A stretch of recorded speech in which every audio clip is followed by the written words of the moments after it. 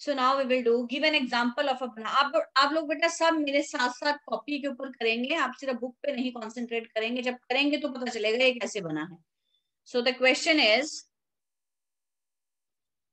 Give an example of Banach space which is not a Hilbert space, which is not a Hilbert space.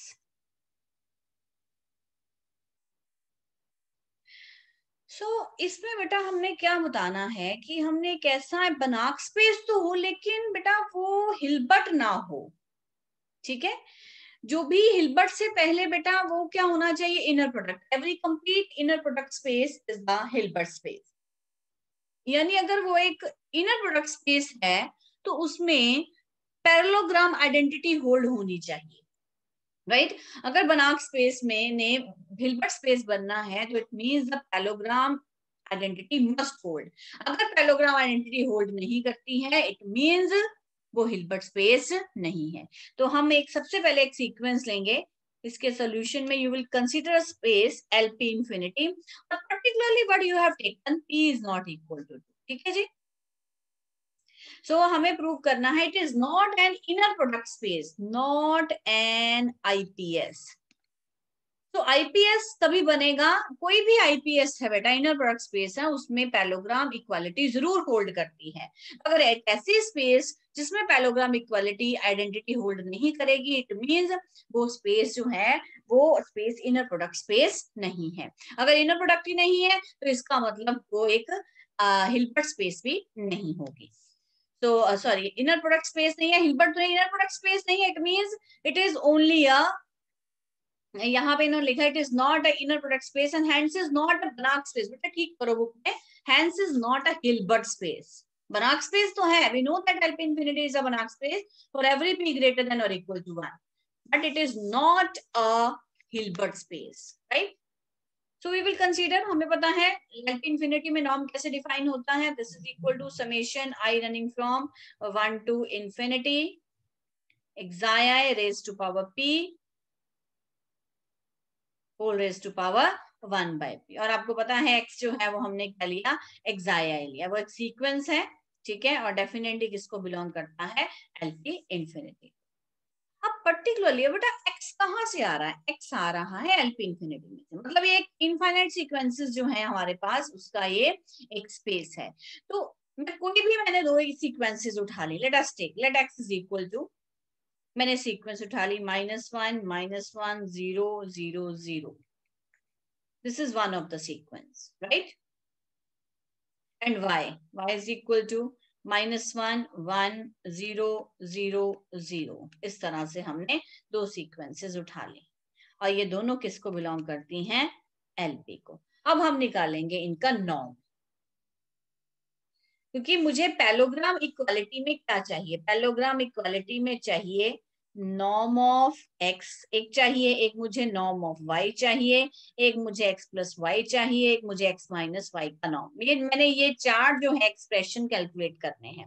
Now you have taken x अब norm of x का मतलब क्या है हमारे पास, what is the meaning of norm of x, what is this is equal to, क्या आपने इसको कैलकुलेट करने के लिए क्या फॉर्मूला लगाया है, xi1 raised to power p plus xi2 raised to power p plus so on up to, ये सारा सम निकाल के होल, वो जो समेशन था मैंने उसको सम अप कर दिया, उसको अलग अलग करके हर पॉइंट को अलग अलग करके लिख दिया है। तो मेरा फर्स्ट पॉइंट क्या है, -1 रेज टू पावर p, ठीक है जी।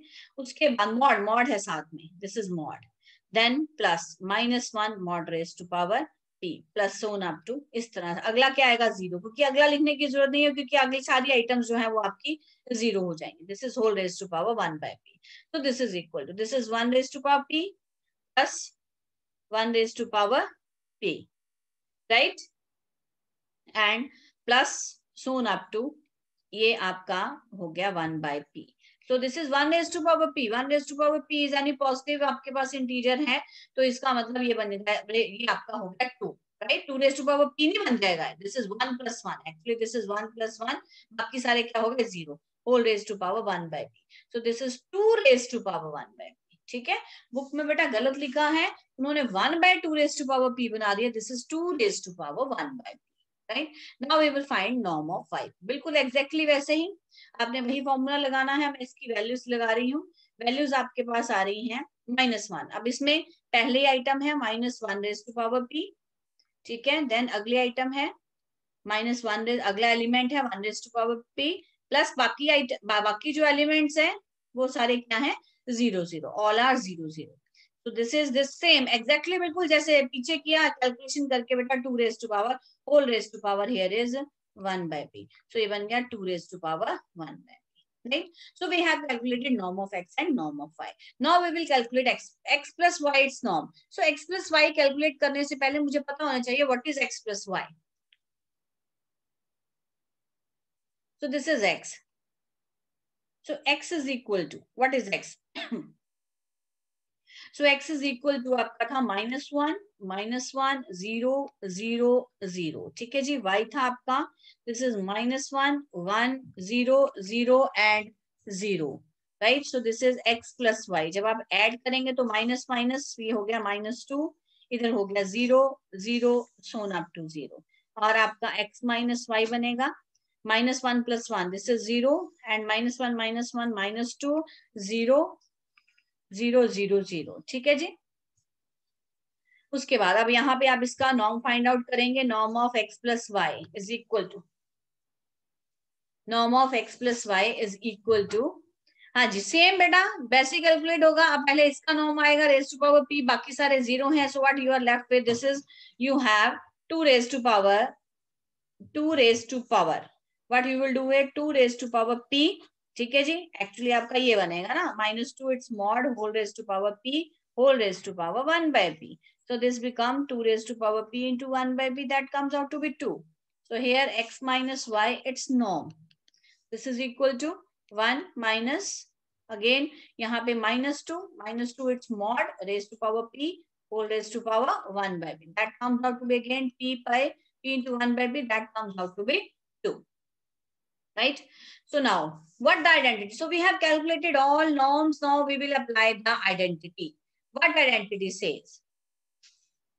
Identity says norm of x plus y square plus norm of x minus y square must be equal to norm of x square plus norm of y square, और इधर इसका क्या आना है 2 times आना है. Right? तो ये हमें अगर ये होता है देन वी विल कंटिन्यू. अब हम क्या करेंगे, नाउ हम ये वाली साइड उठाएंगे, x plus Y norm square plus x minus Y norm square. Right? And this is 2 square plus 2 square, that comes out to be 8. ठीक है जी. Now norm of 2 times norm of x square plus norm of y square. So what is the value of 2 times what is norm of x square?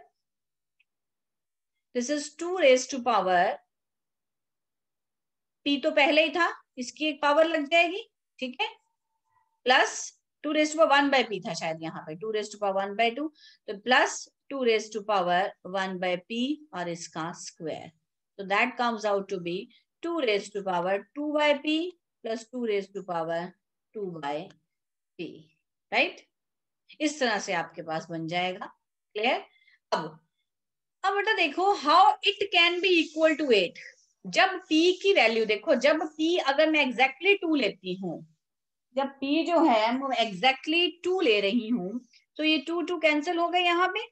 ठीक है जी, यहाँ पे मान लो 2 value है, 2 और 2 यहाँ पे कैंसिल आउट हो गए, 2 + 2 4, तो बेटा ये 8 के इक्वल आएगा. लेकिन अगर p की वैल्यू नॉट इक्वल टू 2 है, इट मीन्स ये जो है ये 8 के बराबर नहीं होगा. That can never be. अब इसको सॉल्व कर लीजिए चाहे. अब जब आप इसको सॉल्व कर लेंगे what you will get, this is equal to 4 cross, आप इसको कैलकुलेट कर लीजिएगा, this is 4 raised to power 4 by 1 by p. ये आपके पास एक्सप्रेशन बनेगा. ठीक है, अब ये एक्सप्रेशन जो है 8 के इक्वल नहीं आएगा if p is not equal to 2.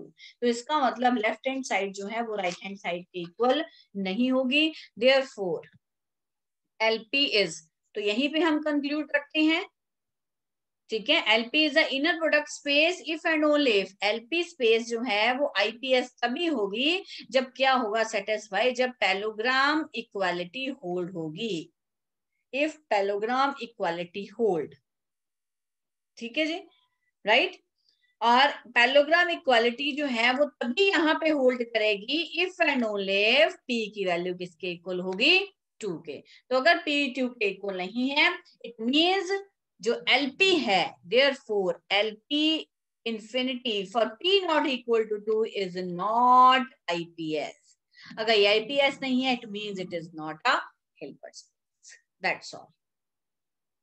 I hope the point is clear to all.